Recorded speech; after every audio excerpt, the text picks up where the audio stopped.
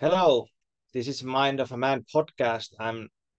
Today we have a special episode in English because I have a friend of mine from Denmark visiting me, Ole Bjerg. So, Ole, welcome to Mind of a Man podcast. Thank you very much. And maybe I should add that this is also a special episode on my podcast, De Nye Penge. So also welcome to my listeners. Can you tell us who are you and what you do? I'm a man, as you can see. There was this thing going around Twitter. I think there's a guy called Peter Sweden, and so he made these bullets where he said, "I'm straight male, I'm white, I'm Christian, I'm not vaccinated, the Ukraine war is bullshit, something like that." And he just listed all of those, and I was quite inspired by that. So when you ask me that question, that's tempted to kind of list all those things.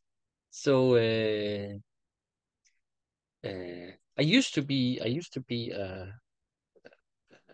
professor at the Copenhagen Business School, but I was fired because we didn't agree on the Corona policies, at least how to implement them.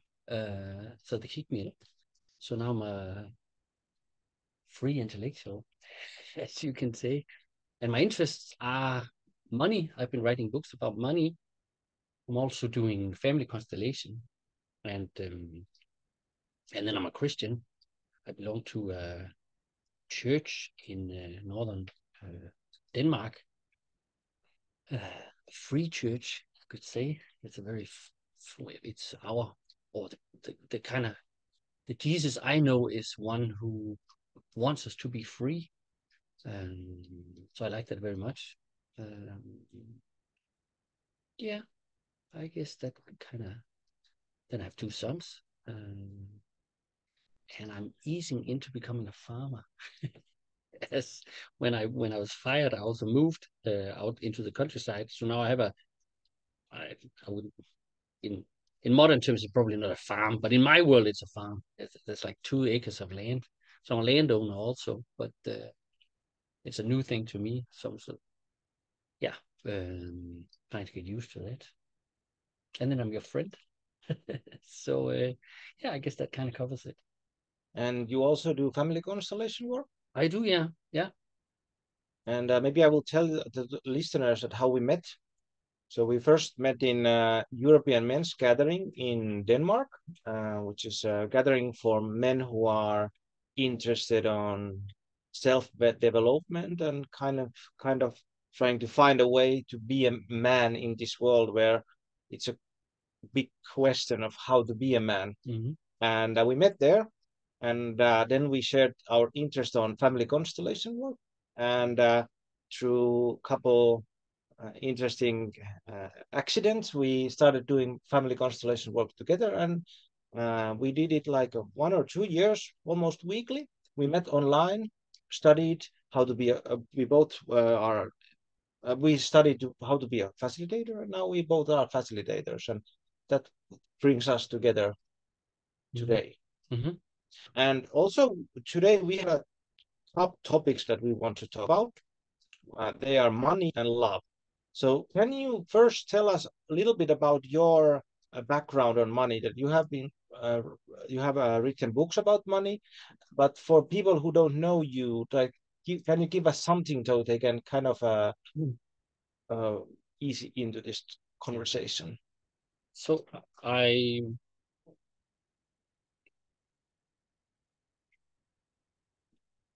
I have a my academic background is I'm trained as a sociologist, and so I've worked as a sociologist and philosopher. And so my approach to money was slightly different from where it would come from in economics. So I would kind of start from basic questions like, what is money? Where does money come from? Um, and this was right after the last financial crisis, the one in 2007. I started looking into this question, and I kind of looked into how banks work and how banks create money. This was a new thing to me, and at the time it was also new. Like, there weren't many people talking about it. Now it's become more mainstream, but at the time I was like, wow, banks create money. And that was a surprise to me. I kind of thought that money came from somewhere else, from the central bank. So yeah, so that kind of opened up my field of research in money. So I've written several books about money and central banks, and I used to think I also started, together with other people, started an organization called Ole Penge, which means good money. There's a British equivalent called positive money. And at the time, we were actually advocating central bank digital currencies. And those are the kind of money that they are now in the process of implementing. But in the meantime, I've kind of found out that it's going to be crap. So I'm not for that anymore. Uh, I think central bank digital, if you have a good state, a benevolent state, it could be a good thing, but we don't have that. So it's going to be terrible, basically. And then, so there's one side of the study of money, which is kind of how does money work in the economy? How is it tied to banking crisis, asset inflation, unemployment, interest rates, all that kind of stuff, central banks, monetary policy, all that kind of stuff. So that's kind of one side of it. But another thing that also interests me is our relationship to money. How, because money is it's also an existential thing, and it's also a spiritual thing. Um, and I think money signifies, or money is an expression of our interaction with the world. And this is also where money and love comes together. Usually we kind of think money and love are kind of separate things. Like you have money, which you use with strangers and to buy stuff. But if you love someone, if you love your wife or your children, you will give them money maybe, but it's not like you won't buy and sell things. You don't buy and sell things with your wife. That's not how it works, because kind of we tend to think that that's the domain of love, and over here we have the domain of money. But but there is a very important or significant sort of equivalence between, or parallel between, money and love, because love essentially is about giving and taking. And money is also an expression of giving and taking. So the way you relate to money, or the way money works in your life, is an expression of the way that you give and take with the world. And that's and giving and taking, we learn that through love. That's also, if you do family constellation, you can often see that people's relationship with money sort of mirrors or is intimately connected to their relationship to their mother. That's because it's through our relationship with our mother that's where we learn how to take and eventually also give. And then that comes out, that's then later expressed in our relationship with money. So Can you yeah. tell us a little bit more about that, and maybe give a short description on family constellation if other people don't know what are we talking about here? So family constellation it's a method, and then it's also a philosophy or a theory. Let me talk about the theory first, the philosophy. Let's see if we come back to the method afterwards. So the basic idea of family constellation is, rather than you don't look at the individual person as like a sort of freestanding subject. You look at the person in the context of his or her family system. And then the family system is it's essentially comprised of your blood relatives, and then there's your spouse is also part of it. Ex-spouses are also part of your family system, and there's also other elements and other people that may be part of it. But basically, it's kind of your blood relatives, and this goes several generations back. So you can have patterns or dynamics which belong or which have originated several generations back, but they will sort of keep repeating themselves through the generations. So maybe there will be some patterns or dynamics in my life that in a way they're not mine in a way, because they kind of belong generations back. But nevertheless, because I'm loyal to my system, because I act out the dynamics in my system, I will sometimes, or I will kind of repeat these patterns. For instance, some people have a pattern of self-sabotaging. Like they will have a job, and then at some point when they then become successful in that job, they do something where they fuck it up, and then they're fired, and then they get a new job, and then they work their way up to some kind of success, and then they fuck it up again, and then they repeat that pattern. You can also see it in relationships, that at some point, some people, they're just going to fuck it up. And if you look at it from like a sort of rational or just a normal perspective, you will think, well, that doesn't make sense. Why would you do that? Why would you screw up your own success? Why would anyone want to do that? But it's because we don't just live by our sort of individual ideas about the world. We also live through these system dynamics. So maybe one of my ancestors, maybe this person was unsuccessful. Maybe an accident happened to him, or something happened to him. And then out of loyalty, and this works sort of unconsciously, out of loyalty to this person whom I may not even know, out of loyalty to this person, I sort of repeat that pattern of self-sabotage. So that's just one example of one of these system dynamics that may sort of repeat themselves.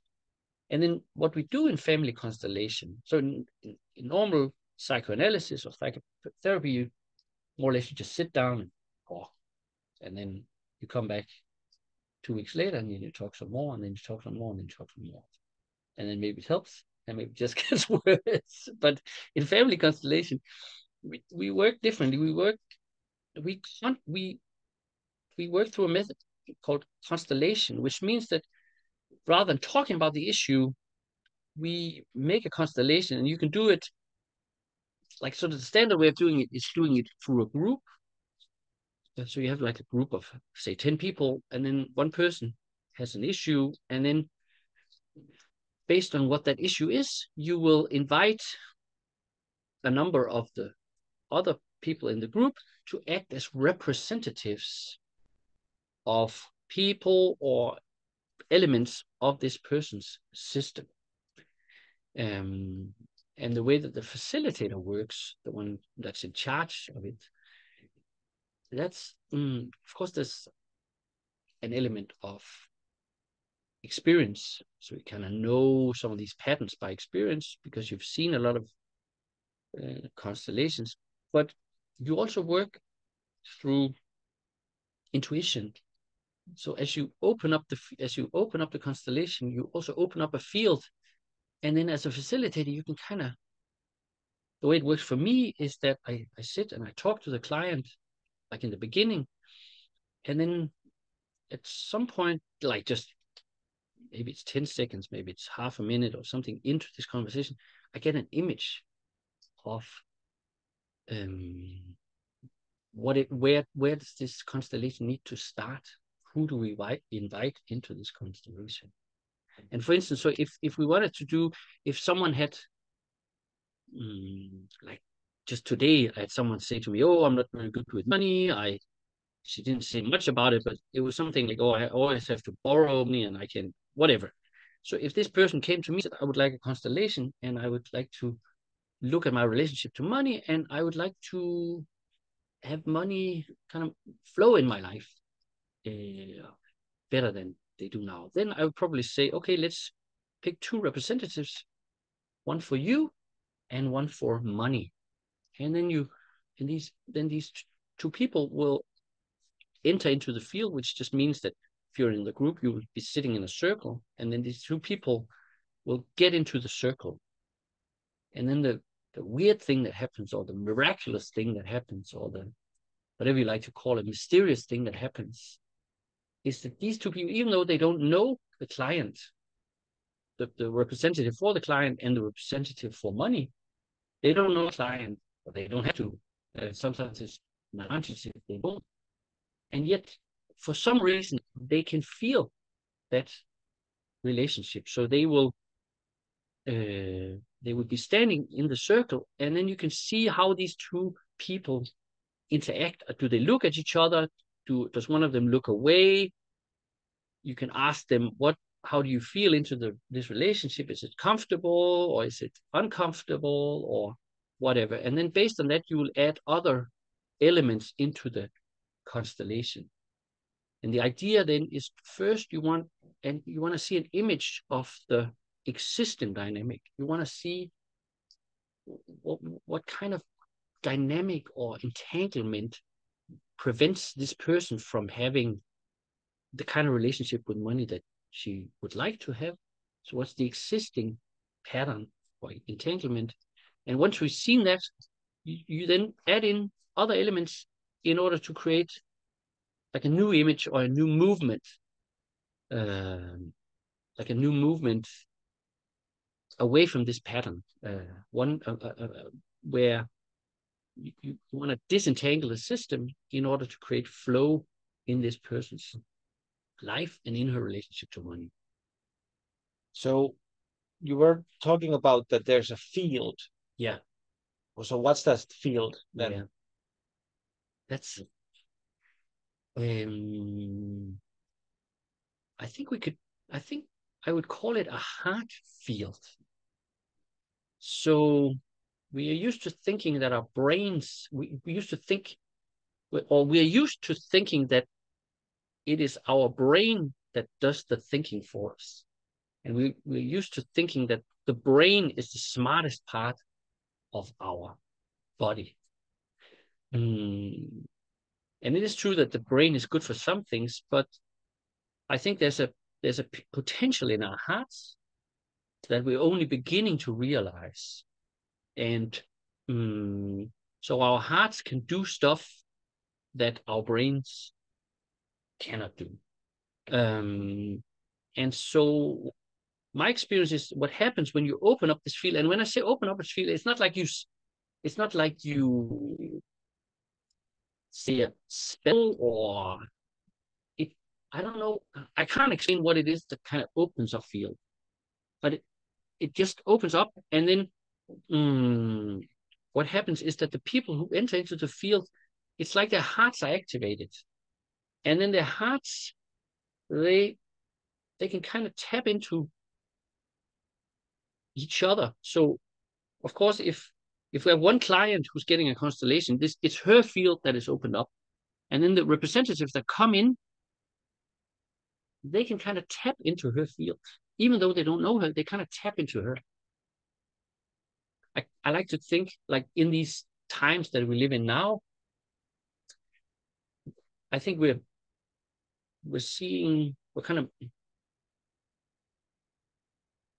I have the sense that we're moving into something new. There's different words for this, but we're moving into something new. And my experience is also in this process, there's like two versions of the new. There's an artificial version, and then there's an organic version of it. And in this case, I would say one thing that's happening right now is there's these efforts to turn us into cyborgs, and they want to put all kinds of technology into us, and maybe even some Bluetooth stuff, so that we can sort of interact with each other through Bluetooth. And that, to me, that's like the artificial version of it. But the organic version is that we open up our hearts, so that just like if we were like connected to Bluetooth, I could sort of tap into your hard disk and your memory and all this in an artificial way. But I could also do it with my heart. I don't need this Bluetooth bullshit. I can just open up my heart, and then I can tap into what's in you. So we have these connections. We're sort of connected on a deeper level than we're used to thinking. And I think that's what family constellations open up to. But do you see there's a danger for like flirting too much with the new age elements? Because at least in Finland, it's like family constellation is it's in a field of New Age, which it's not official. It doesn't have any nobody backs it up. It's kind of like you will have just family constellations, and somebody will go there if they want, and it's self development. And what's my experience that if you are in the self development field, it's like a wild wild west. We filled with everything, everything, and you can say just whatever. There are chakras and energies all flying around, and what you were describing for me is like I feel that we need to have some more grounded description for family constellation. What's happening there? In that sense that because it's so easy to get lost in the New Age mumbo jumbo. And if you have ever tried family constellation, it's not New Age thing. It's so you can feel it, like you can feel it in your heart. You can feel the emotions. You can feel what happens there. So can you see a danger there? Life is dangerous. And what you're saying now, it reminds me of another one of my interests, which is cryptocurrencies. That's also what bankers say about Bitcoin and cryptocurrency. They say, oh, it's dangerous. Nobody's backing it up. And of course, what the bankers mean is that, oh, we don't have the government backing this money, just like the government is backing the bank money. So kind of what happens in the monetary world is that governments have some sort of monopoly on not the creation of money, but the authorization of what counts as money in a society. And then they decided to give that privilege or that authorization to private banks. So private banks create money. Now then we have a new player on the market, or Bitcoin, right? Which is just sort of fed into the world, like created by this Satoshi Nakamoto, and then he created the blockchain and he created Bitcoin. And it's out there and it's not backed by anything. And then, of course, yes, you can get lost in this. You can lose your keys to your Bitcoin, or you can invest in like a shit coin, like some call it bogus coin, Dogecoin or whatever, and then you can lose your money. Yes, you can do that. But to me, that's life. And I trust people. I trust that there's also something we're learning right now, that we, each and every one of us, we are the best judges of what is best in our world. We don't need the government to do that. In fact, what we're seeing now is that the worst judge of what's best in my life turns out to be the government. They made these catastrophic judgments about what's best for me. Like for instance, so we're saying, so family constellation is not, it's not authorized. It's not something you can't get the government to pay for you to go to family constellation. What can you get the government to pay for? Well, you can get the government to pay for you to go to a doctor, and then he will give you these crappy pills that is probably not going to help you, but they have all kinds of side effects and they'll make you ill. And it's the same with money. What kind of money does the government want you to use? Yeah, they want you to use currencies that they are now in the process of destroying through quantitative easing. I know I'm rambling here about all kinds of stuff, but it comes back to, I'd rather have people getting lost in New Age and then doing their own experiences, trying something that doesn't work, and then feeling, oh, this doesn't work, I'll try something else. I'd much rather have that than have them just, I'm ill, I will go to the authorized doctor and he will take care of my body and my soul and all that. I'd much rather have the other thing. And maybe I will give you a couple of my ideas on family constellation, and how to explain it. And for me, what family constellation philosophy lacks is understanding on Jungian theories. And there's just one theory that kind of, for me, bridges one big gap here, and it's like understanding what is collective unconscious. Is and basic Jungian idea is that we share part of our consciousness together. It's shared. Mm-hmm. We are like corks on top of a big sea. That our like ego and consciousness is top of the water, and we are here conscious beings. But under the water, we are connected, and we are sharing lots of things that in family constellation. Let's see, when we do the work, we all have a mother, and Jung would call we have a mother archetype, because it's the basic rule that all living organisms have this mother, and it's not that different that you have a mom and I have a mom. I was breastfed or I was cared for or not, and you were. And we can tap into that experience. And Jung would say that, well, if Jung would do family constellation, he would say that we are tapping into these archetypal patterns that we all share, which are living in our unconscious. And what are we doing in family constellation work? We are becoming conscious of these patterns that are in our family systems. And so the problem with Jung is that he was too individualistic, and he was thinking about my individuation process and going inside and understanding my relationship to other people. And what Hellinger brought to the table is like, it's just not you, it's your family system which is working here at the same time. And if you can add this, it's for me, it's like really easy to understand family constellation. Oh, we are just tapping into these collective patterns, and then we are releasing those entanglements and this kind of stuff. Yeah, I totally agree with your explanation. I'm not sure it kind of solves the problem that you're looking for, because I used to, I mean, I'm educated at the university. And I remember when I was studying sociology, we had one class where he was also talking about different psychologists, and he was talking about Freud. And then I remember the teacher saying, there's also this guy Jung, and he didn't say anything about it other than don't read him.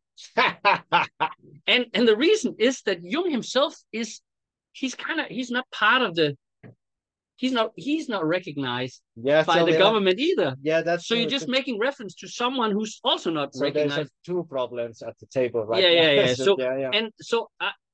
And I think so. Some explanations work for some people, other explanations work for other people. And of course, yes, if you already know Jung, then you can make that reference. I want to quote one of my.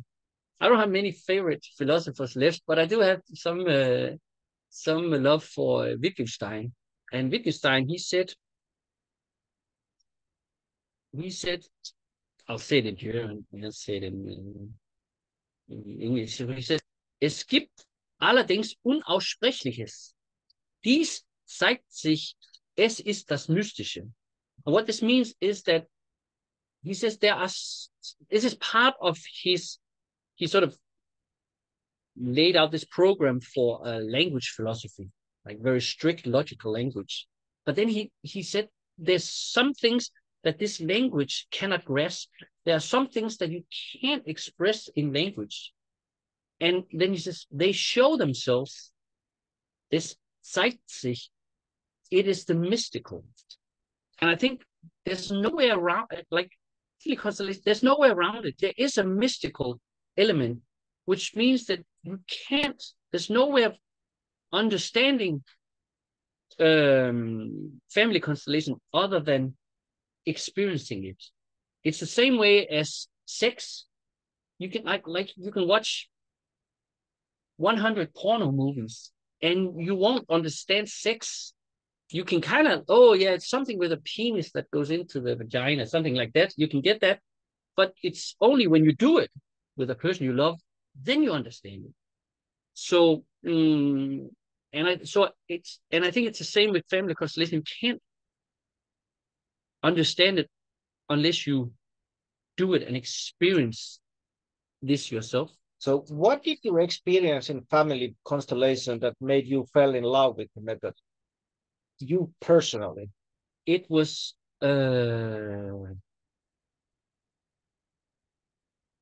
the lack of words. I remember because like I've lived half my life at the university, and it's been good, a lot of good things, but there's so many words there, and a lot of them don't mean anything. So what I found in family constellation is that on the one hand, I could see that we were working with some of the themes that you find in philosophy. In fact, like philosophy, philo means love, and um, Sophia, Sophie is something about wisdom and knowledge. So philosophy is actually knowledge about love. And that's what you do in family constellation. It's a study of love, the way love flows through a family system. So I kind of found, I saw there a way of working with it and investigating it without using all these words that don't mean anything. And at the same time, it's a very bodily experience. You're taking knowledge through your heart and through your body. Both when you have your own constellation, you can kind of feel what's going on. But also when you act as a representative in other people's constellations, you sense their system, or you sense basic elements of love. You sense that in your own body. So that was the first thing, was this very sort of immediate experience of things. It was like a bodily way of doing research in a way.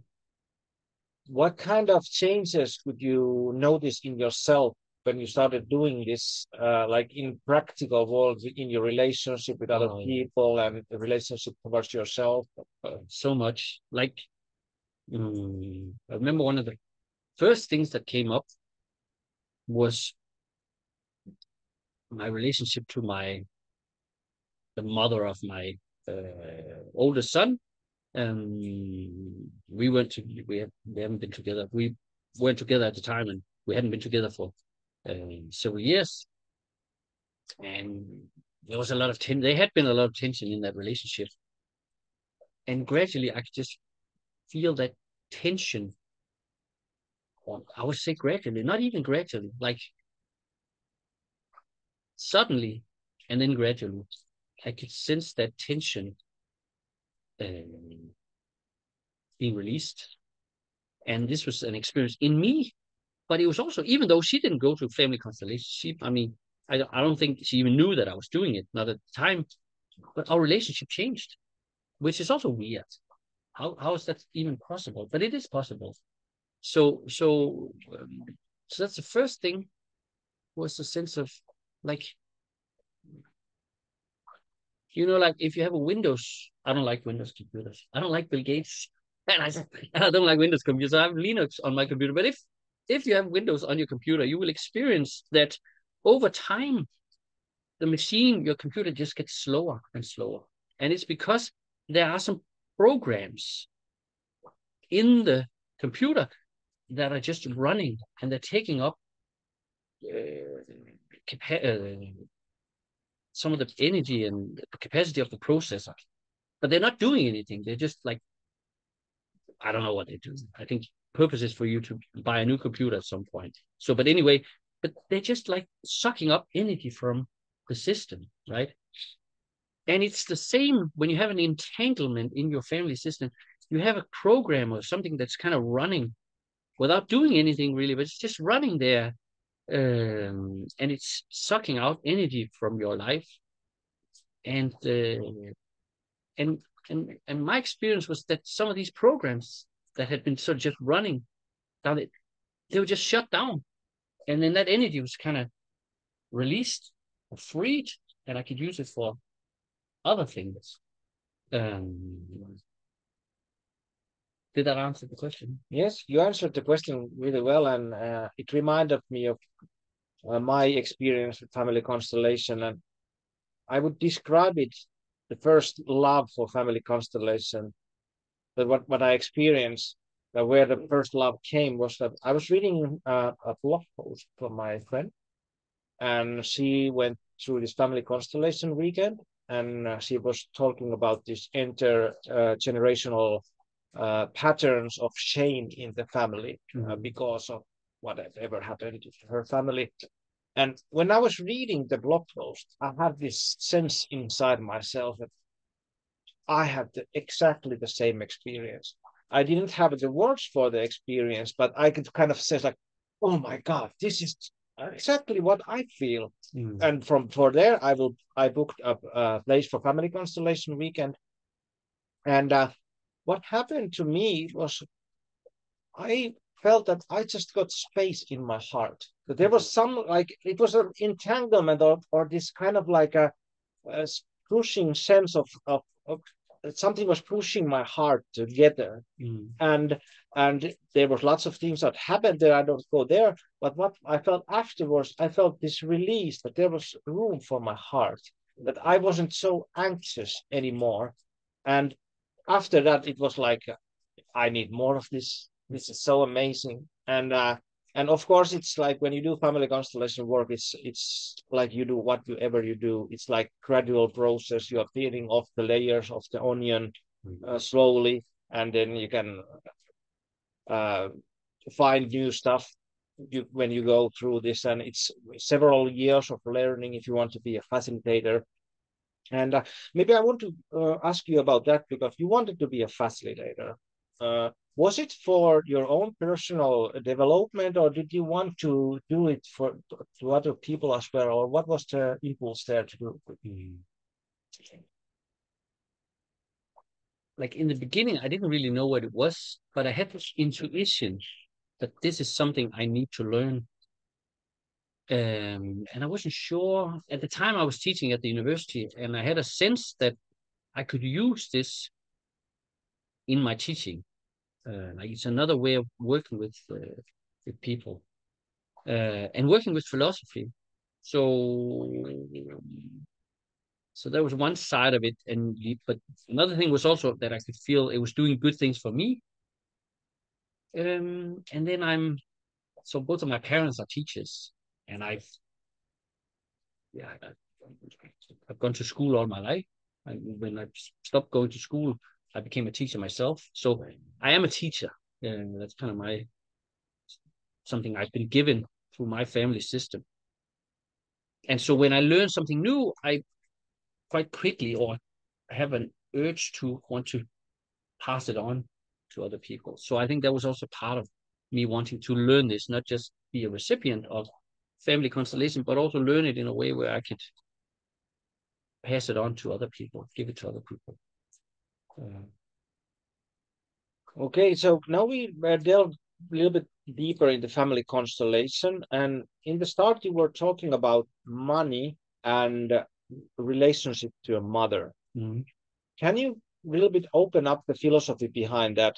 Why is it so? What can we learn about it, and how we can make more money?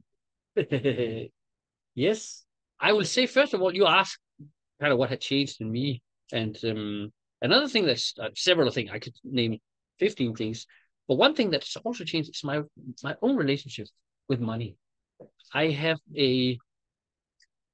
I wouldn't say it's not like my relationship with money has been sort of overly problematic previously, but now I just feel this. I have this sense of abundance in my life. I have the experience that money comes to me when I need it. So don't worry about money. And I'm also much more at ease in spending money. And that's also one of the things you want to, in order to have balance or harmony in your system, there has to be there's some certain rules that needs to be, there's a certain order that needs to be respected. And one of them is a balance between giving and taking. And you have to also have that in your own life. And some people think, I also meet that among Christians. They're like, oh, it's all about giving, oh, giving to the poor, and we should give and give and give. And that's also true.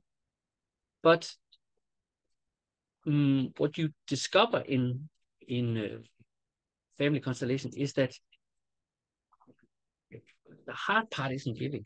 The hard part is taking. We don't think that. That's not what they tell us. But that's what it is.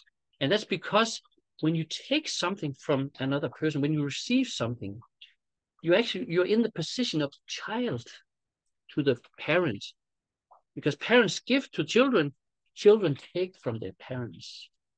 And when I receive something, when I take something from you, I'm also saying I'm not complete. I don't have everything. I need something. I need something that you have, and now you give it to me. So I'm the small one, and you're the big one. And also, and our egos, they don't like that. Our egos like to be the big ones. So many people are like, they like to be the ones that give all the time, because that kind of satisfies their ego, because that then they are the big ones. And um and so this giving and taking, or taking, is something, the first person, or our first relationship is our relationship with our mother. It starts already in the womb, and then we come out, and then she's the one who feeds us and gives us what we need. So that's like our first, our primary, and our most important relationship at all. If we, of course, our relationship to God is more important, but it's sort of in family dynamics, this is the most important relationship, is the one to the mother. However, because it's so important, it's also fragile, or it's delicate, or it's, so a lot of things can go wrong, and a lot of things do go wrong. Like that, I think that's part of life. No, this relationship, it's bound to, because we're just human. That even our mothers, even though we like to think of them as gods sometimes, or we want them to be gods, but they're not. They're just human beings, so they make mistakes. So things can happen where I, as a child, or I reach out to my mother for something, for food, for love, for whatever it is, and then for some reason she turns away, and then that kind of, and I'm like, oh, I'm this sort of maybe experience in me as a trauma or something like that. And it may, if it is serious or repeatedly, or then it will sit in me where I'd be like, reaching out to my mother and being rejected was so painful that I'll never do it again. I'll never reach out to my mother, and I'll never reach out to anyone, because that will just reactivate this trauma. So it doesn't have to be like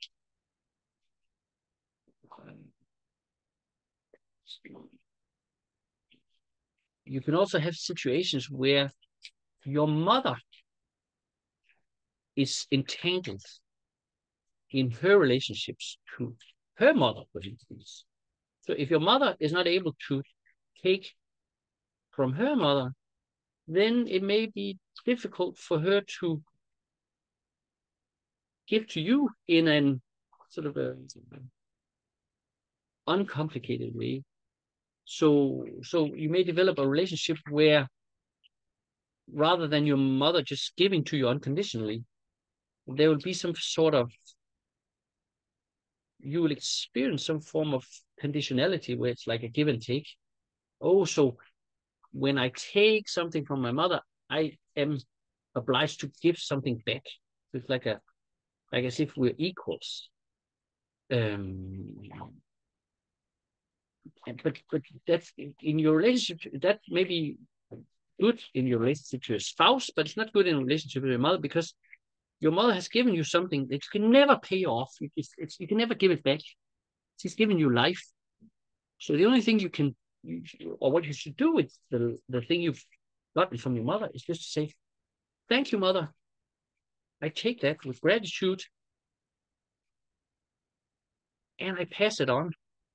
I pass it on into my own life, or I pass it on to my children. And when you do that, you have like the things flow down through the family system. So basically, what you are saying, if you don't have money, you have a mommy issues. I don't. That's too. That's a very that's like Freudian interpretation. The thing about family constellation is that it should never be deductive, in the sense that we should never. I know that's what we're doing now, and in some sense you're right, but we should always, if someone has money issues, we look at them. we do a constellation, you should never assume, you have an issue with money, so you have mother's issue. And it may not be mother issues. I think another, I don't know, this is the hypothesis, but I think sometimes people who have issues with holding on to money, people just spend it immediately, or they may have an issue with their father. It's just a high, yeah. But anyway, so if someone came to me with a money issue, I would feel into it, and then I would do the constellation without any presuppositions. Of course, I have some experience, and I kind of know, could be the mother, could be something else. We don't know, but we want to look at it, and it doesn't have to be.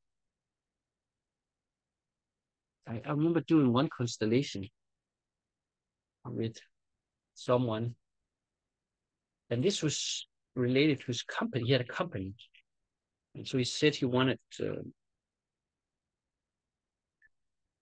he wanted he wanted he wanted the money to work for him in his company. So what we did was that he picked representatives for himself and for money and for the company. And then we looked at this, and I worked with this, and I could sense, this is also what happens in family constellations, is that you don't necessarily constellate the family. You just constellate something else. Like in this case, it was money and the company. But when I was doing it, I could sense that what these two, what money and the company, what they represented was his father and his mother. But I didn't ask him about it, and I didn't even say it to him. We just did the constellation with these two. And the sense I had was that there was something, maybe they had been a divorce. I think they had been a divorce. I didn't ask him, but I think that's my feeling. There had been a divorce, which meant that the two were divorced inside of him. So he couldn't get the two to work together. And so we worked with that, and I gave him some, that's also what you do in family constellations. You give people sentences that they will speak out in this constellation. And then I kind of sort of reunited those two elements in his system, in his heart. And then that would allow the two of them to work together, the money and the company. What was his experience, or did he say anything that was good for him? What I did is when we had done this constellation, first I did it with a representative for him, and then two other people, and then at some point I took his representative out and then put the real person in there so he could feel the dynamics. And then once we'd done it, I wanted to check whether this had helped. So I invited him to invite 3 representatives from the audience, from the group, as his customers, because like that's eventually. And then what we have here is, in a way, in family constellations, like sort of pure family constellations, you sometimes have the same dynamic where you have the client working with his mother and his father, and then eventually you take in the client. If the client has children, you put them in there, and then you can see whether the constellation has worked. Because are they at ease, the children?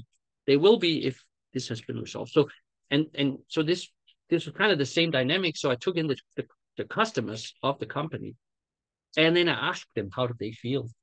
And then actually, this was a huge group. And then I asked first one, how did he feel? And then the next, how did she feel? And then the third one, I asked him how he felt. And then he was laughing. And then it turned out I just picked 3 random persons from the group, and there was like 70 of them. And then it turned out he was actually a customer of the company. So he felt really great. So then you know something has happened. And then you just leave it there, and then the client goes back, and then you trust that through mysterious ways, this movement or this new movement that you've made in the person's system will kind of disseminate into real life in a way. Do you think it's possible to fix this problems without doing family constellation. Can you tap into these kind of dynamics inside yourself with other modalities or other techniques? Yeah, I think you can. I think it would be weird if this was the only way you could do it. But I also do think that this. I also think that there are other forms of therapy or practices that are correct.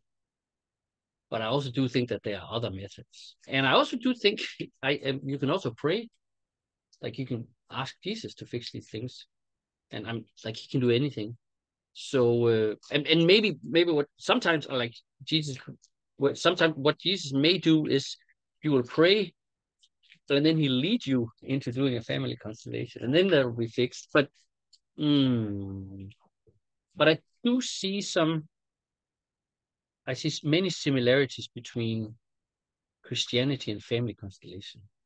Because now I said before that in many Christians, they're kind of all into, oh, it's about giving, giving, giving. Which is true, but it's also true that in our relationship to Jesus, we're not giving anything to Jesus. We're just being grateful. So we're taking life from Jesus as it is. And then we're saying, thank you, Jesus. And what we experience is that as we develop this gratitude towards Jesus, he responds with generosity.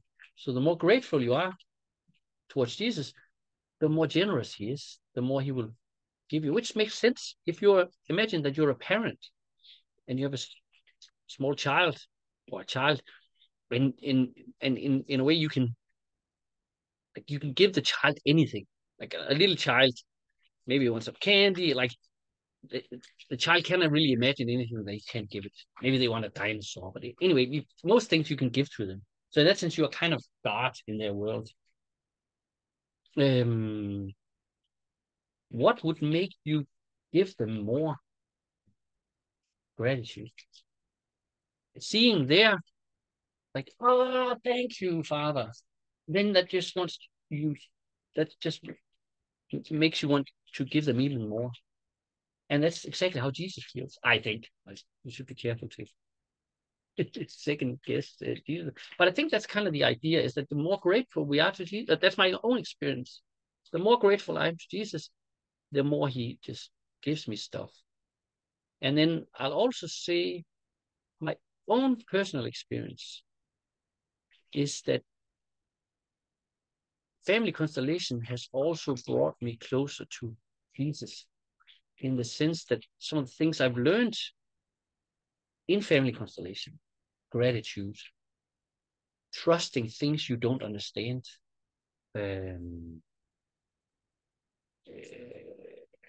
feeling the spirit work through you in your relationship to others,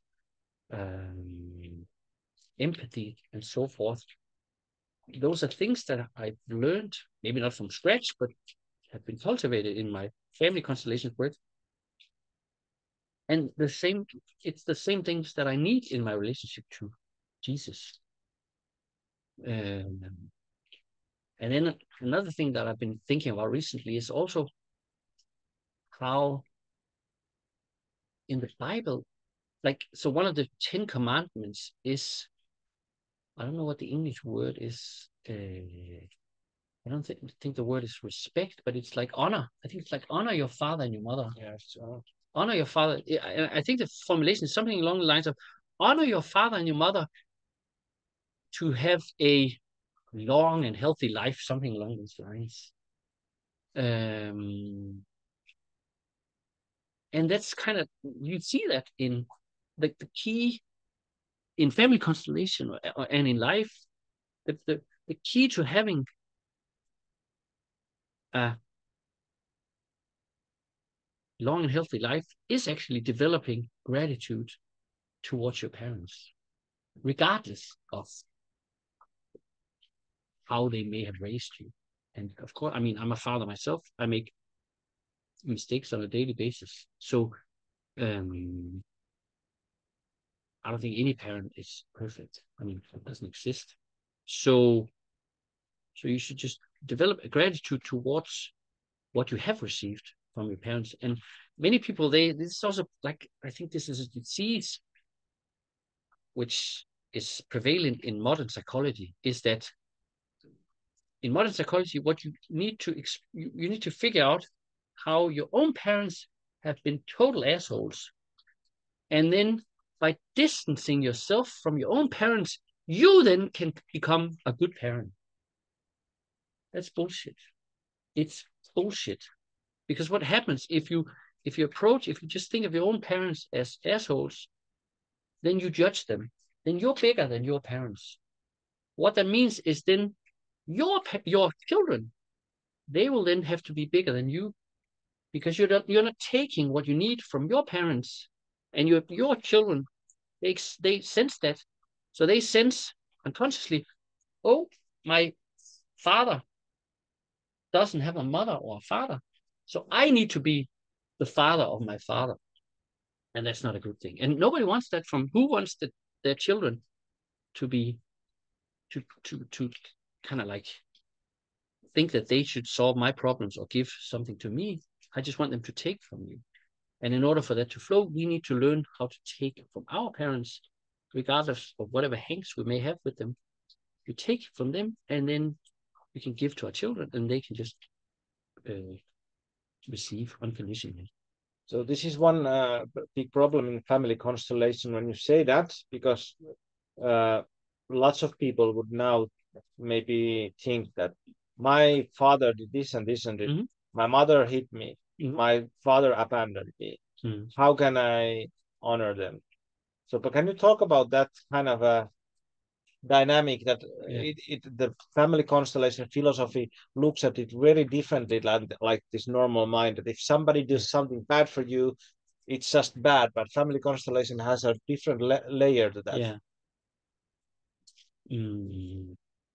First of all, you have the same problem in Christianity. Like, if you look into the world, there's all kinds of bad things going on, like there's pedophilia, there's wars, there's torture, there's all kinds of stuff.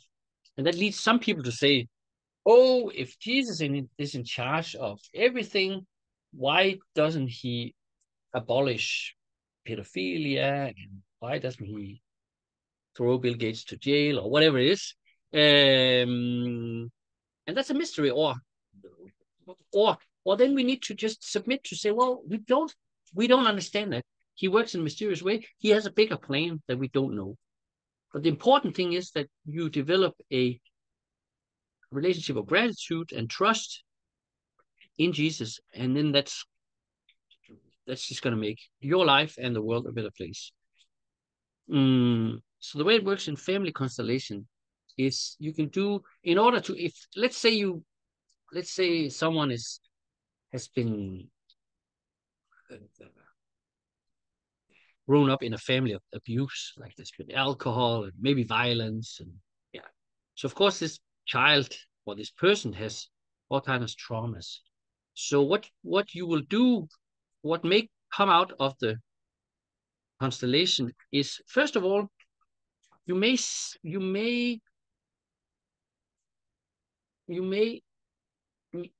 do a constellation that is multi-generational. So rather than just looking at your father as someone who's abusive, whatever it is, maybe you will put in his father, and then you will see, oh, this is the same pattern. And maybe even the great-grandfather, you will also put him in there. And then, then you can kind of see, okay, so what my father did to me, maybe something even worse happened to him. So you kind of see your parents not just as your parent, but you see that they were also a child at some point. And sometimes you can then, out of that grows an understanding of, wow, so it was so hard for him, or it was so, but in spite of that, he still provided for me. He still gave me food. He still went to work every day. He still something. So you kind of get an understanding of the reasons for why things are the way they are. So that's one thing. Another thing you can work with is, you can do that with fathers, a little bit more obvious with a mother. You can kind of, instead of focusing on all the things, on all her shortcomings, like, oh, she didn't do this, oh, she abused me, or oh, all kinds of stuff. Then you kind of see, well, she gave me life. She gave me life, and then life has infinite value. So even if you say, okay, so my mother gave me life, but then she abused me, and that's minus 10,000. Then you have infinite minus 10,000. What's that? That's still infinite. So maybe it is that you have to still first go through that minus 10,000, first look at the pain. Yes. That's kind of the first step in family constellation. You look at what happened, and it's kind of like you cannot go straightly into the taking life. You have to like peel these layers of onions. Okay, this happened. Maybe you can see the patterns from your family tree, how many generations, and then after that you can find out the good things that happen in your family and discern between those dynamics and find your way to the root. That root is love. That there was love underneath everything, and love is bigger than all of these human dramas. So about the Bible and family constellation, I just read the Bible. I like the way you said, I just read the Bible. And in 3 years part, I did 2 pages every day, and at the same time I was studying family constellation philosophy and facilitating. And I didn't see any contradictions there. Basically, it's the family constellation philosophy comes from Christian philosophy, of course, because Bert Hellinger, the founder of family constellation, was a priest and theologian. Of course, it's like that's the background. But a couple of things that kind of popped into my mind, popped from the Bible, what was really family constellation material. First was generational trauma. In the first books of the Bible, they talk about that the generational trauma goes in 7 generations. So, and if we take that as a fact that Bible is word of God, kind of like that's true. It's already described there that people knew it like many thousand years ago, that the bad deeds of the father it will have a ripple down effect. And what I understand now from modern psychology, it's kind of like a fact backed by government that we have generational traumas. And we don't have, like, of course, the official that it's 7 generations, but if you do family constellation, it's so clear to you that it could be 7 or even more. And also that honoring your parents part, it's like, I was thinking, like, what is that honoring part? That what does it mean, and why is it so in core of Christianity? And Jung helped me to understand that, and it comes from this model of human psyche. And I don't know, is it in English like Matushka doll, what you have in Russia? And it's like dolls inside the dolls. And the core, the smallest doll, the seed of your existence is your parents. And it ripples, goes up from there. And if you don't respect the core of who you are, then you will it will have the ripple negative effect on all of the layers of your being. And kind of like, no matter what or how you got life from your parents, you got it from there, and it has the imprint of God there. And your personal life is a picture of your parents. It's stamped there inside your, I would say, inside your soul even. And if you reject your parents, you will reject your own soul. So that's what I got from the Bible. I don't know, how does it that Yeah, sound? no, that lands well in me. And also, so that's, you said before, we talked about how do you work with some, if you have had like sort of traumatic experiences in your life. I've even seen constellations with someone who's been the victim of incest. That's like, it's terrible, right? However, the what you need to do in order to resolve that is that you should develop, you should look at things from a non-judgmental position. It doesn't mean that you say, oh, incest is fine. It doesn't mean that at all. But it means that you say, this thing happened and there's nothing we can do about it. And maybe also say, there is a reason why this happened. I don't know this reason, but it just happened. And I need to integrate it into my life. That this has happened to me, I need to integrate it rather than perpetuating my understanding of myself as a victim all the time. So just, and I think this is also what the Bible tells us, that yes, there are horrors in the world, but even in the face of the worst horrors, we can still find comfort in the fact that everything that happens is God's will. I mean, nothing. It is true that Satan is roaming around and doing all kinds of stuff, but he's not doing in. He's like, Jesus is still the stronger one, so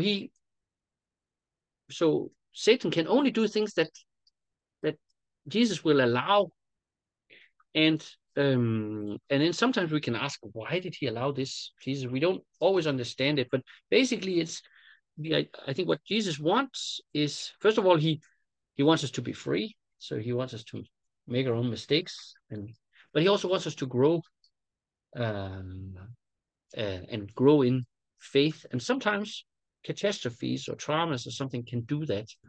And I think that's also, if you have like personal traumas, that's also the approach you should. There's so many people who just, they identify with their traumas. They're like, oh, I was a victim of this and that in my childhood. That's who I am.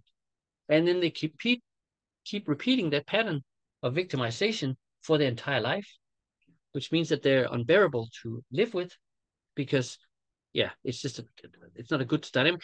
And they're also unbearable to themselves because they don't have any agency, because they're just victims of outer forces. So what they need to do is to integrate the trauma. It doesn't mean that they say, oh, this was a really good thing, or it's, of course it's bad.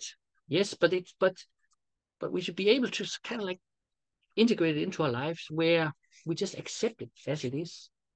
And I think, yeah, again, Jesus can help you do that.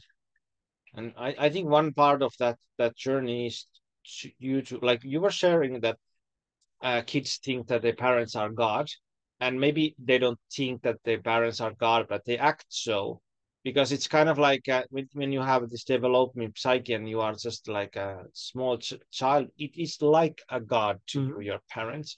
And I think what in family constellation you do, you separate God from your parents, like kind of like God is bigger than your parents. Like whatever your parents did to you, it doesn't, in the final analysis, it doesn't matter, because God is bigger than your parents, and you have to, well, it's like in Jungian individuation process. Jung talks about you have two sets of parents. One are your earthly parents, and then you have a divine parents. And like first you grow up with your earthly parents, have a relationship with your father and mother, and deal with that.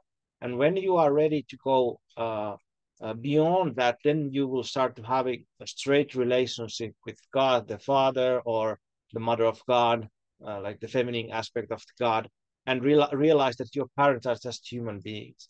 but it of course it's just the peeling of the layers of the onion. But it's I think it's an important part that when you do that, you kind of can do the separation. And if you stay in the relationship with your parents, uh, you will never individuate. You will never grow up.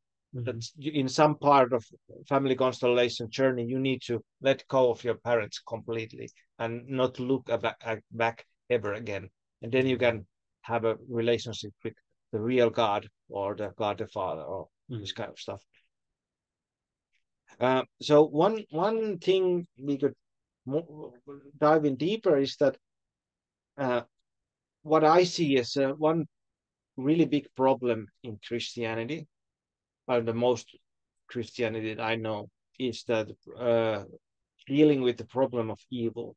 And what you said there, that said that Satan cannot do anything that Christ don't approve. And then there would be a question that, well, why does Christ approve of pedophilia or sadism or this what's now in the big movie about the child sex trafficking? Why does evil exist? Because the purpose, the ultimate purpose of our life here on earth is not our life here on earth. There's a higher purpose. There's a purpose that reaches beyond this world, and which means that what we do here on earth, or what happens here on earth, will ultimately be judged from a point of view that is outside of this world. That's also why we say it's Jesus who will judge us. And he's not even, as debatable, you can kind of have different approaches about that. You can say he's not judging us in this life. He will only judge us afterwards. So he will judge us from, and from that point of view, you can kind of say, yes, in this life, this was evil. However, it had this evil deed or this evil event or this evil had these effects. It sort of did this and this and this to these other people. And then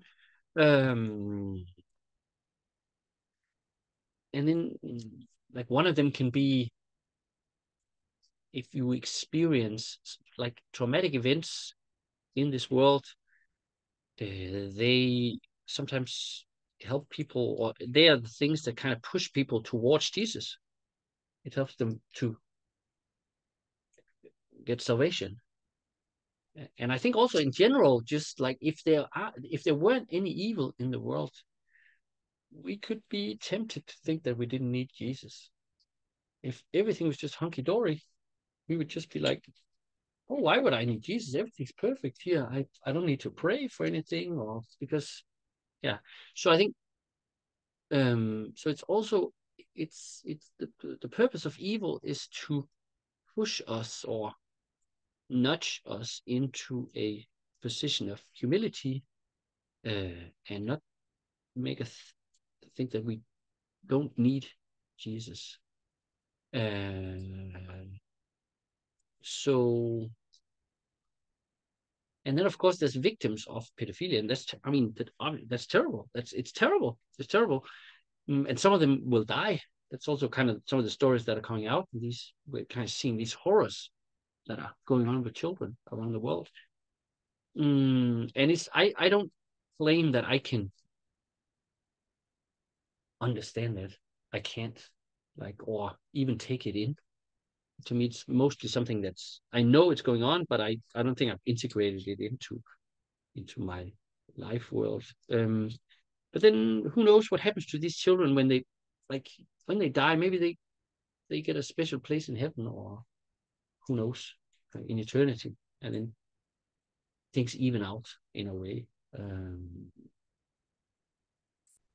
So what do you think about this Jungian idea of integrating your inner shadow? And that Jung has this famous phrase that the roots of the shadow goes all the way up into the hell, and what Jordan Peterson famously says about that you have to realize your capability of evil. What do you think about that? I think you and I think differently about this. I think, because I think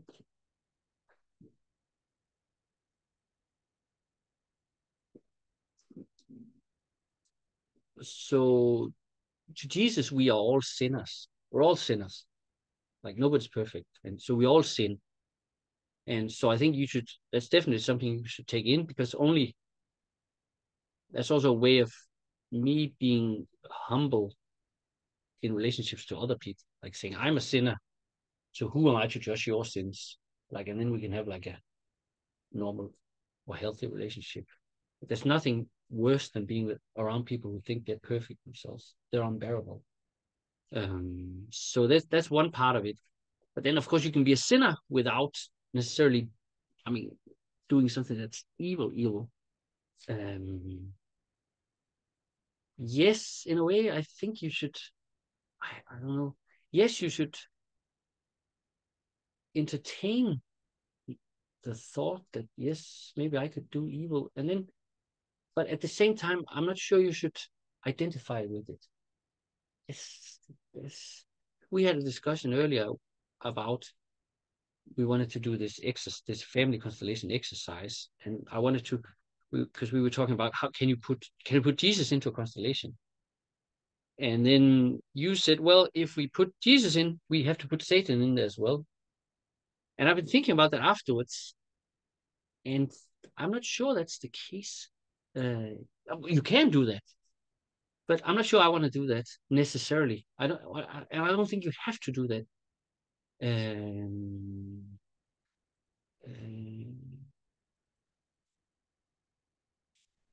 um, what was the question again? The question was integrating your own shadows and Yeah, it's like your own. well, it's for me when I like of course I understand that there's like a thousand different ways of looking at the Bible and being a Christian. But what I don't see so much that kind of like contemplating your own darkness. And what I have been doing for the last five years, really deeply I've been contemplating on my own darkness, that what makes me so good. Like, well, of course, like what you said, we are all sinners. That's kind of given for me as well. But also, I do think that there is some wisdom there, that understanding that also, and we have this holiness in ourselves, but we have also the evil inside ourselves all the time.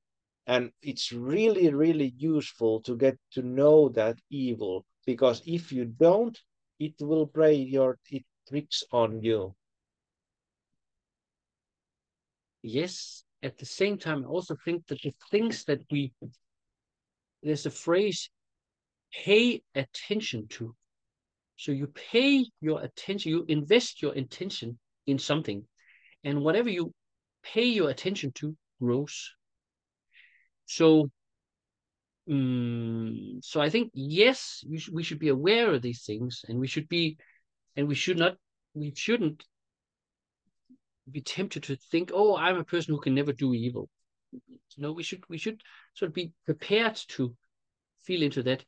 But I think we should also be careful about how much attention do you pay to this? How much do you focus on this? Because there's also like one way of like if you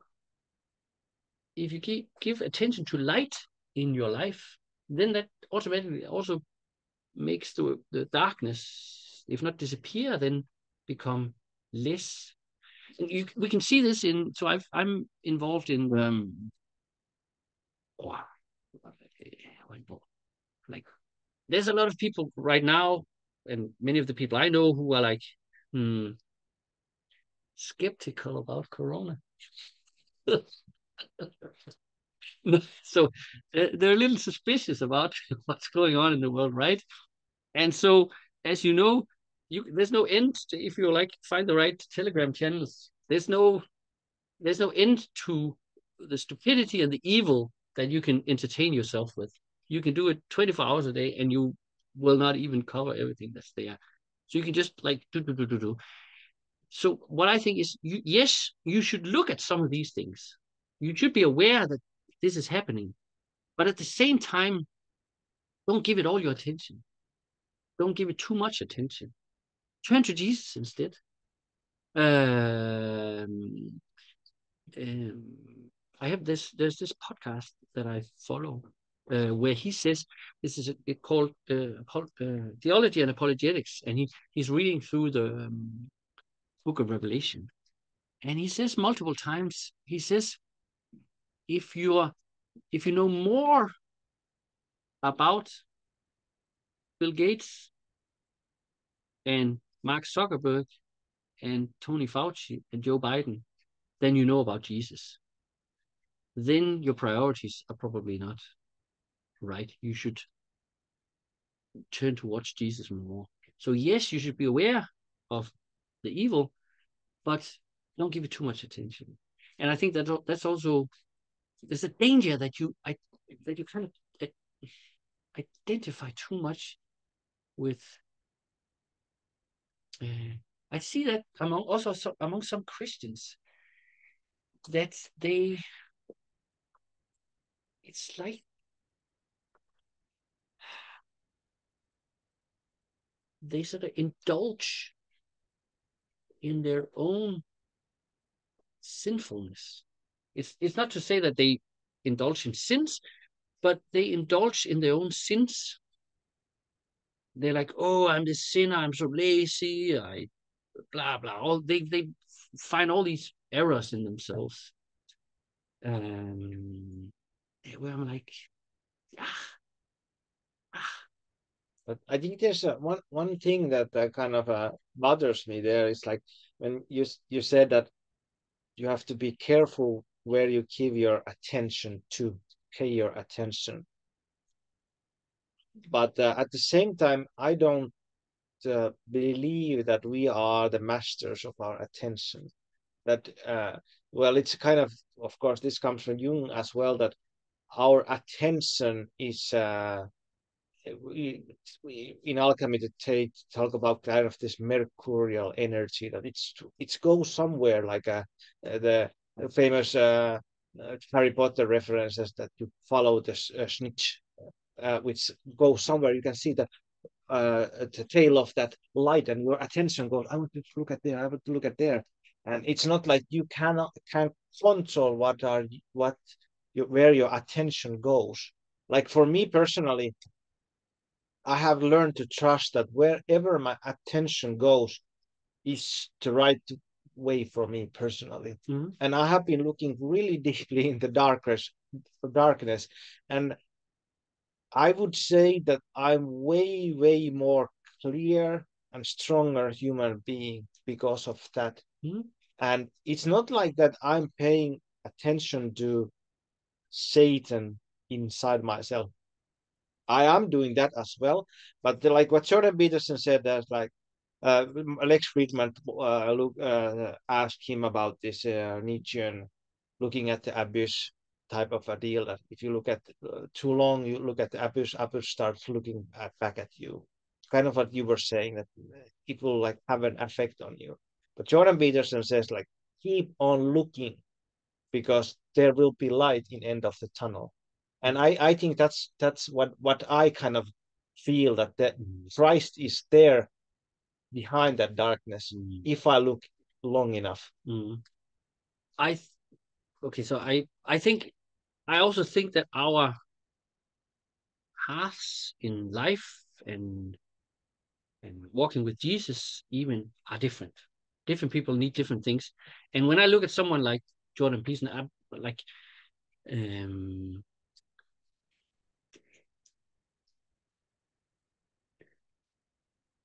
it doesn't what he does, it doesn't work for me.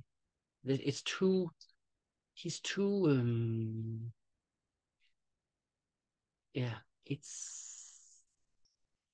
he does what he does, and yeah, but it doesn't, there's too much focus on the darkness or the you can even hear it when he speaks, and he doesn't have a good sense of humor either. He's like, it's like, and I'm not sure I'm not sure he believes in God really. He's like, or I don't know. I'm gonna go out on a limb here, or I don't think John Peterson, he's not gonna listen to this anyway. So You never know. You never know. who knows? Dear Jordan, please. No, it's like as if he has a heart. He doesn't want to move into a position where God is bigger than Jordan Peterson. It's he doesn't want to surrender to God. I remember he said when someone asked him whether he believed in God, and then he says, "I act as if God exists." What kind of a bullshit answer is that? Why just say yes or no? And that's a no. Then you don't believe in God.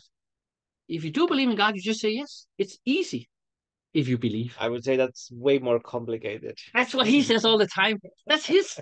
It's he also. Oh, that is so complicated. I remember I saw him in Copenhagen. I've seen him twice, and the second time was terrible. I have to say.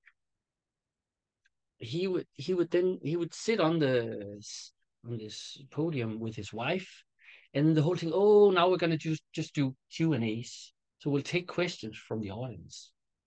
I think he took 3 questions because he had to provide these long answers. Like, because, oh, it's so complicated, blah, blah, blah. And that's, I think, yes, if you don't believe in Jesus, things become very complicated. But if you do believe in Jesus, then a lot of things do actually become less complicated and very simple.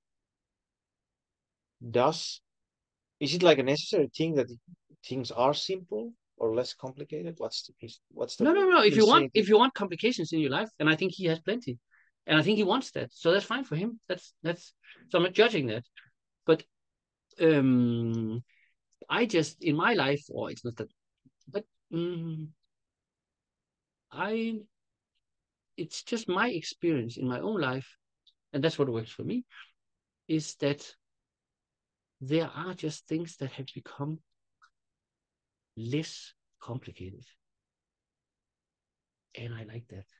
Like, and to go back to this, I don't know, like Corona, I don't have to understand all the mechanics of the workings of the Illuminati or the Federal Reserve or the ECB or the Freemasons or the government, all that. I don't have to understand it in all. I don't. You can go into where it becomes very complicated. I don't need to go there. Yeah, the assholes, fine, but Jesus takes care of it. But I think that's the thing there, that you can go take that route, and we all have our different like paths where you go. But if you are working with complicated things, then life is complicated. Like if you are working because there are people who need to work on complicated things. Like, let's say, I don't know, probably you don't like Elon Musk, but I do. Well, it's mixed. And he does like the most complicated things that there is. And I think they are doing good for our human race. But then it's kind of like, if I'm with my wife, I rather have it less complicated. Like there's love and respect between us, and everything flows from there. That's perfect.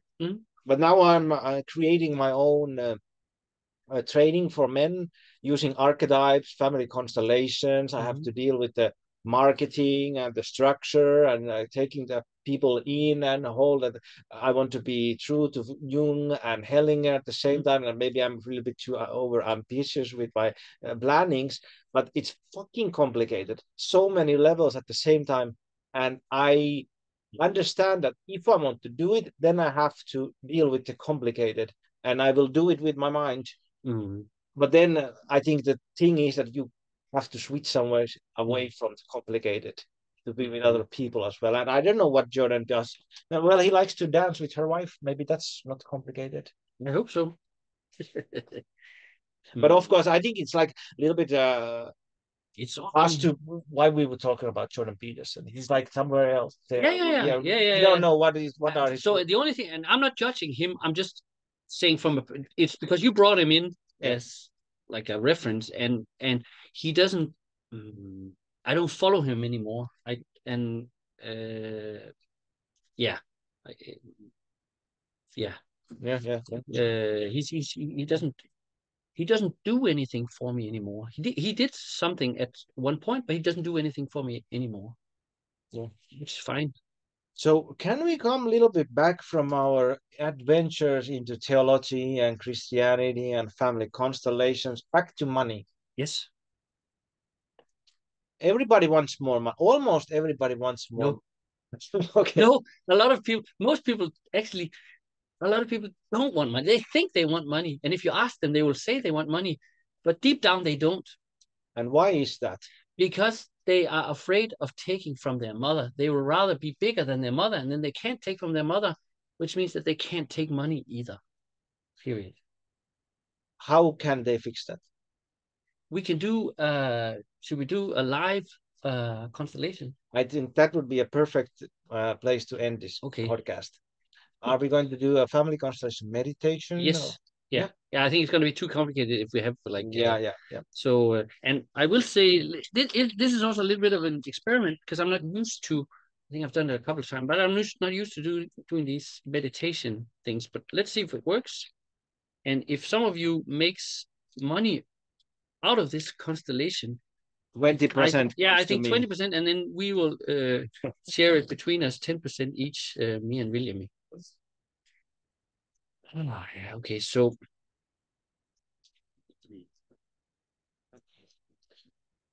I know this is very. I have to go pee. You will. I think. Okay, here's what's gonna happen. We're not gonna edit this. I'm just gonna go pee, and in the meantime, you can the listeners, you can sit quietly. I'll go so far away so the microphone doesn't pick up my peeing, and then I would advise you to. Maybe you can do one of your body. Yeah, I can start with. So you can warm them up, and then I enter the picture all fresh, and then we'll do the. Yeah. So you just go do that. Yeah. Okay, so let's start, and you should find a comfortable place for yourself. It can be laying down, sitting down, whatever works for you personally. And when you find that place, you can close your eyes for a minute or two and try to bring your attention from your head down to your body. First, you can feel the sensations in your limbs, and maybe you can focus on the parts of your body which are touching something, and you can feel the Earth's gravitation pulling you down, and you can say yes to that pulling down movement, like you will relax, something is pulling you down. And maybe you can breathe out and say, yes, I will let the gravity pull me down. And you can also sense that you are not going through the mattress or wherever you are not going through, but something from the earth comes and backs you up. You can relax and trust the ground.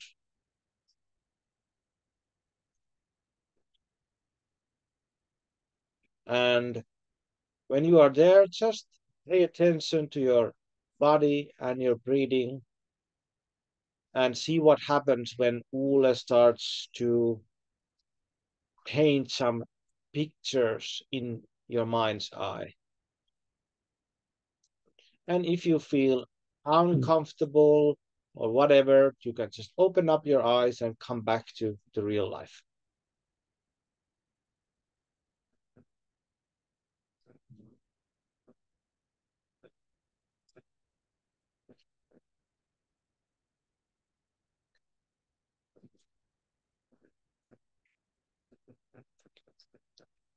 So now I invite you,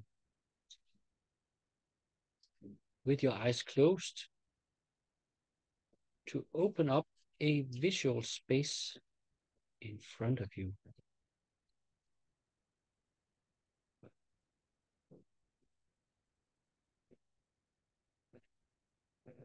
In that space,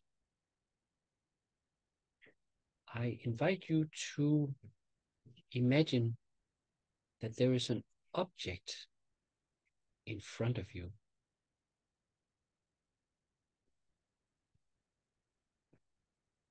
And the object can have any size, any shape, and any color that comes to you. Just let it come to you in whatever shape or form it may have.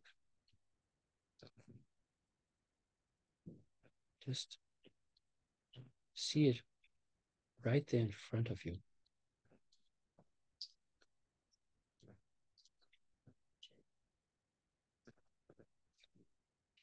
And make sure that it has the right distance from you.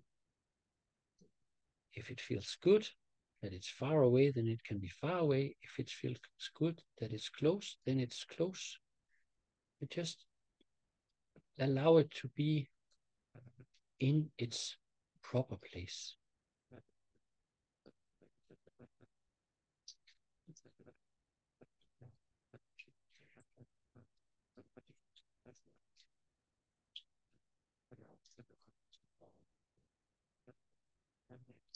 And now I invite you, as you look at this object, I invite you to say these sentences. And you can say them out loud, or you can just repeat them in your head after me.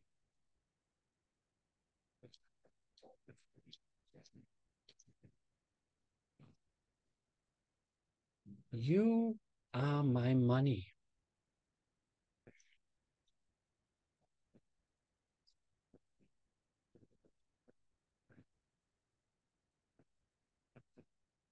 You are my money.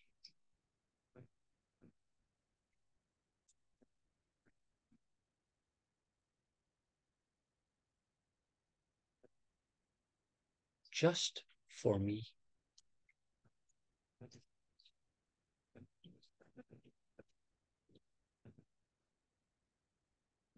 And as you say these words, just whatever emotions come up in you, just welcome them.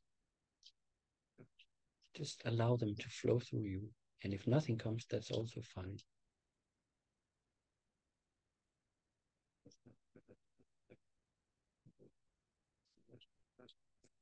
Now you can say,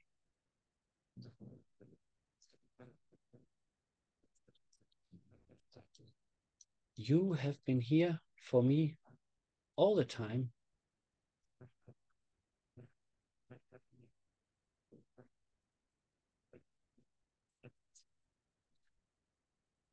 Now I'm looking at you.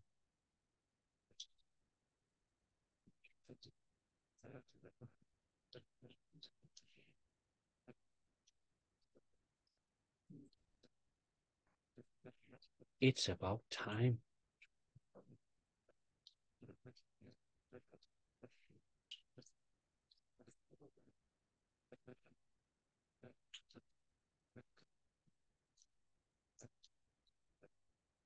And now I invite you to imagine that behind this object representing money, there's a bigger object, or perhaps rather a person, standing behind this object. It's bigger than you, and it's bigger than money.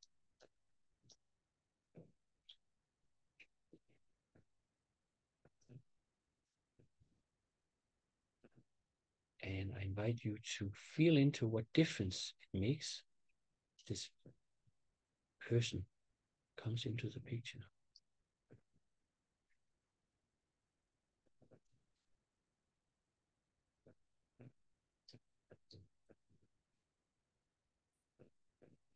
And then you say this sentence directed at the person. Now I see where it's coming from.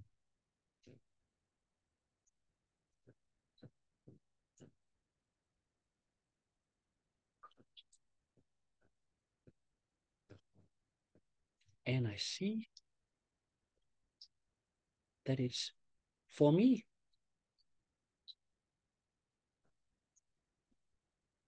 Specifically for me.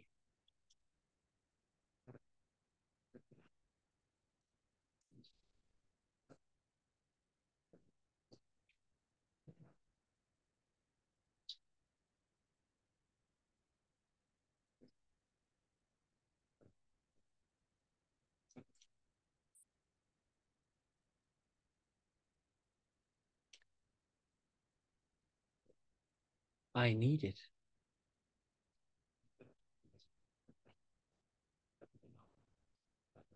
And I need it from you.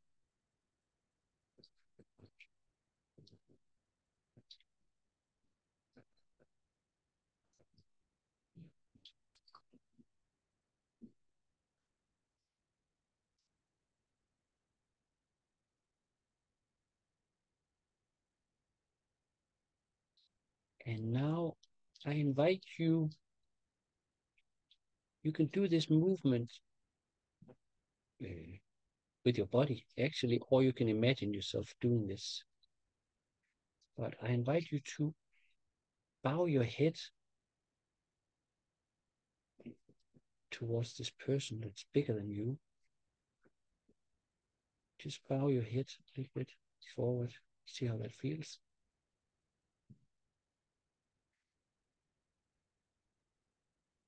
And you can continue the movement as far as you like,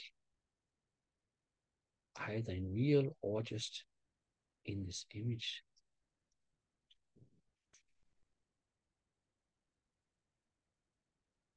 Maybe you want to go all the way to the floor and sit on your knees.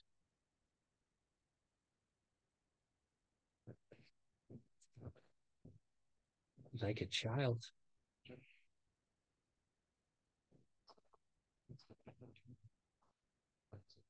With its hands open.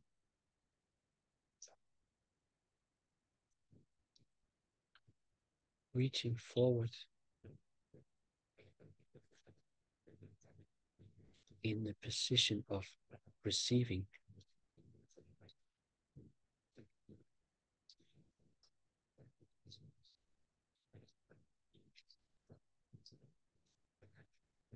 And you can say,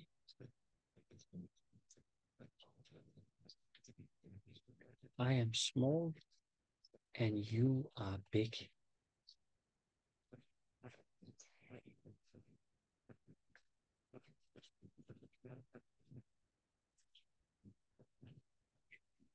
And I take it from you with love and with gratitude.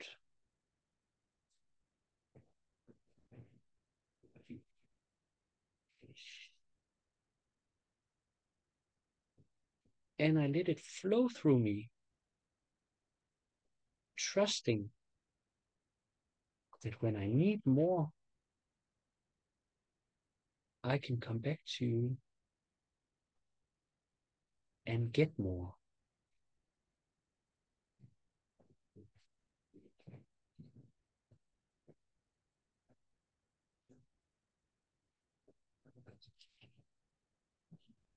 I need a lot.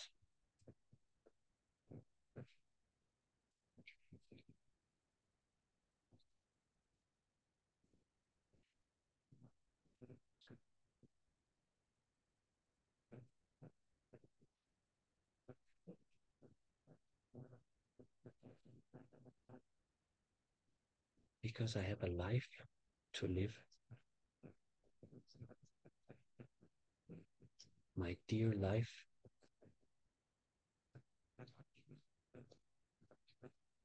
that you gave me.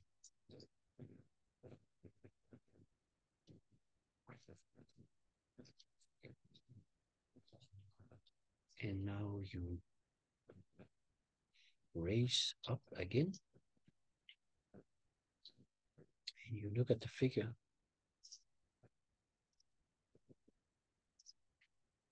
And from your heart,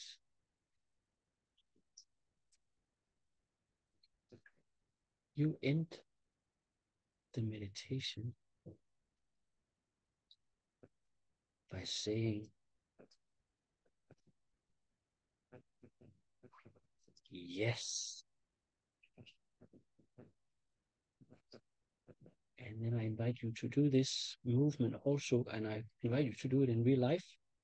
You put forward your hands,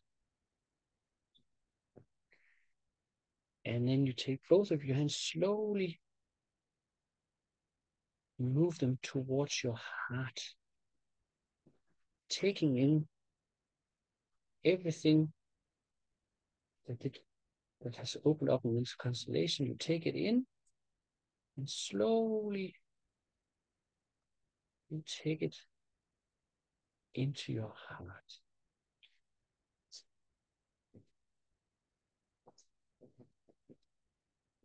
And trust that from there it's going to move out through your body and into your life.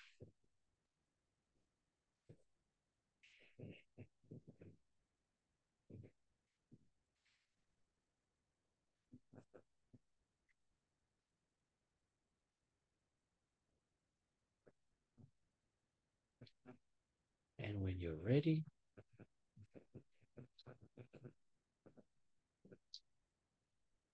you can open your eyes again and come back to the podcast.